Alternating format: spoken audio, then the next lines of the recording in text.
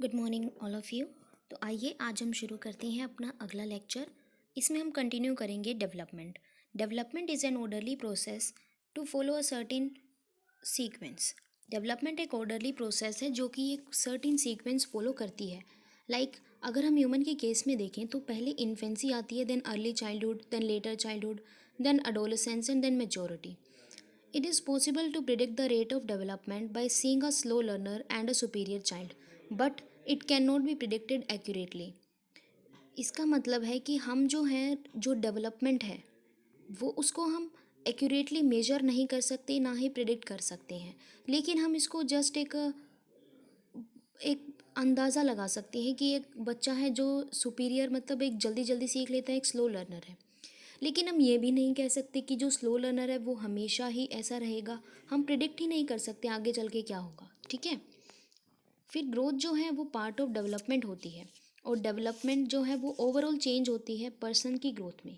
Development can occur without the growth. ये बहुत important है कि डेवलपमेंट जो है वो विदाउट ग्रोथ, किसी की हाइट छोटी रह गई, किसी और कोई कारण हो गया, लेकिन उसकी डेवलपमेंट, माइंड की डेवलपमेंट हो जाती है, तो हम नहीं कह सकते। और ऐसा नहीं होता है कि डेवलपमेंट ग्रोथ के बिना नहीं हो सकती। People develop at different rates. हम सब अलग अलग रेट से ग्रो करते हैं। कोई जल्दी हाइट बढ़ जाती है, किसी का वेट बढ़ता है, कम हो जाता है, ये सब तो हम अलग अलग रेट से डेवलप करते हैं। Individual differences are caused by differences in heredity, endowments and environmental influences.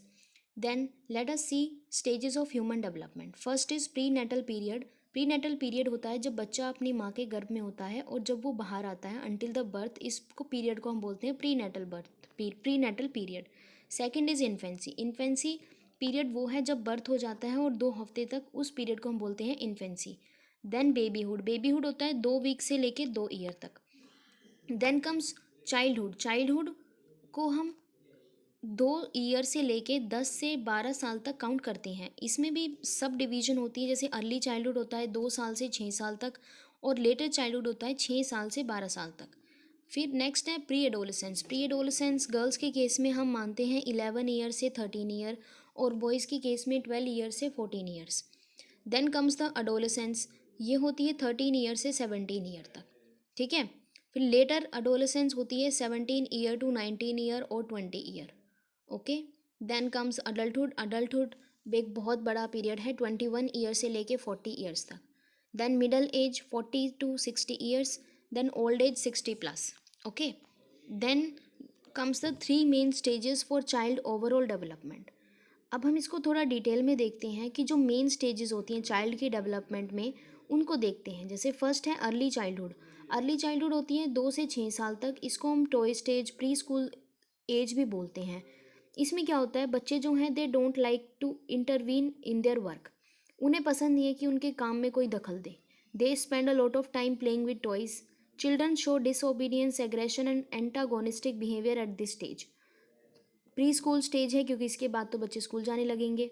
It is a sensitive period of language development. At this stage children are ready for school, learn to identify the members of family and get involved in their surroundings.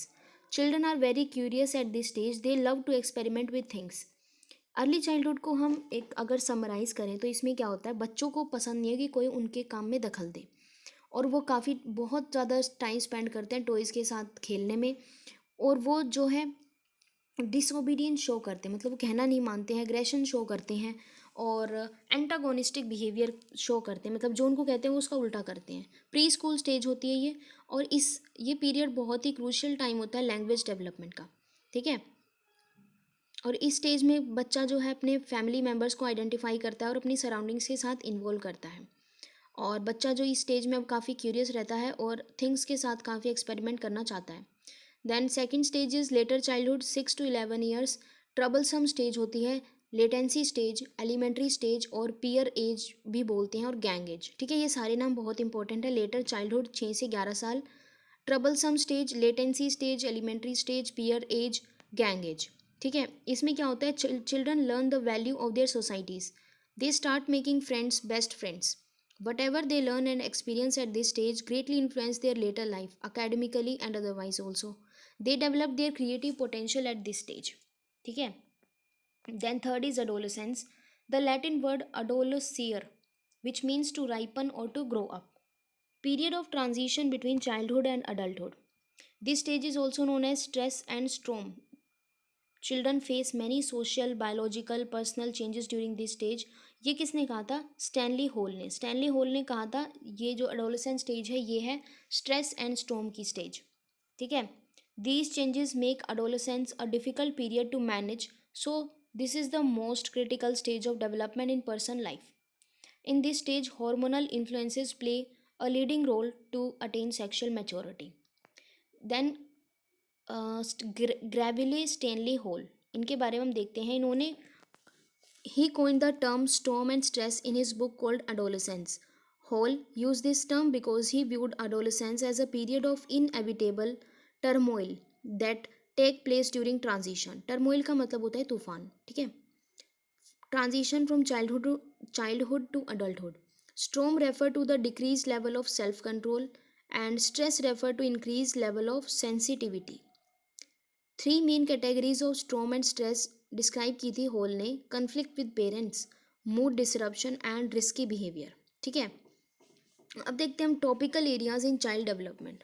ठीक है. पहला है physical domain, cognitive domain, social domain, emotional domain, moral domain and language domain.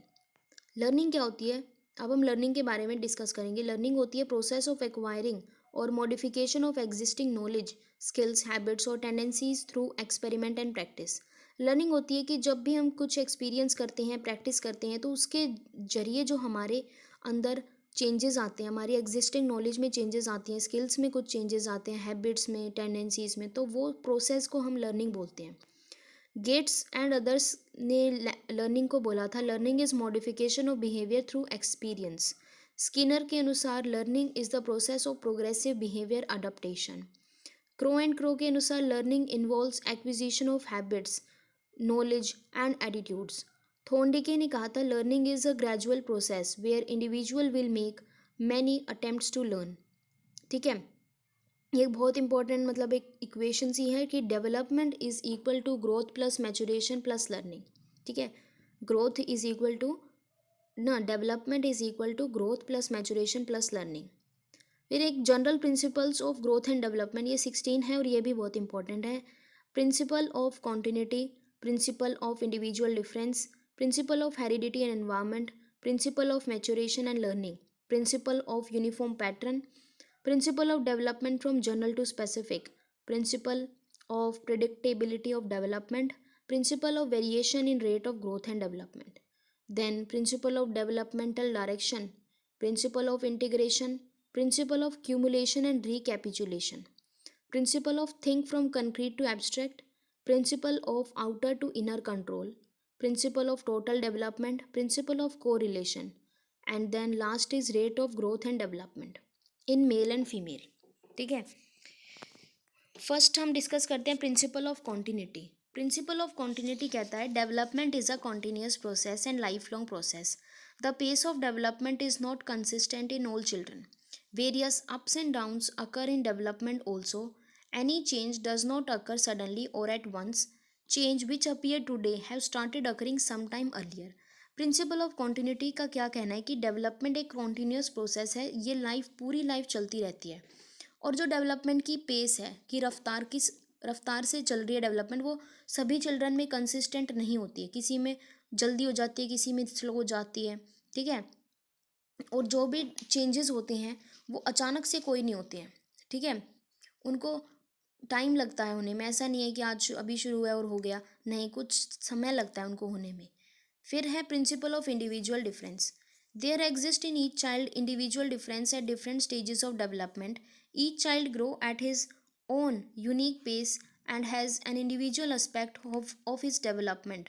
Each dimension of children development has some specific characteristics that distinguish one child all other children's from other children's. All children do not have similarity in context of growth and development. Principal of individual difference क्या कहता है कि her children के अंदर individual differences होते हैं, मतलब differences होते हैं.